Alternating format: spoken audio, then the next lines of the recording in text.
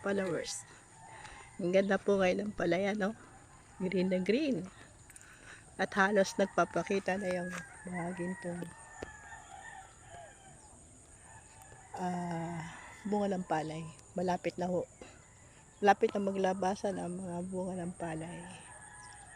Kaya masaya, nakakangiti na ang mga farmers.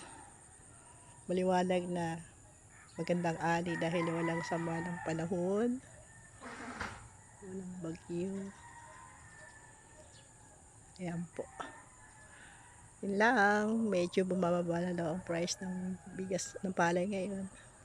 Ng bigas. Yan ang portion na malungkot sa mga magbubukid. Biglang may rice, ano to? Yung rice selling price.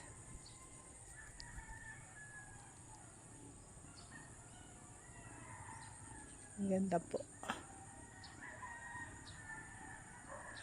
Yung malapit ng yellow, malapit na yun.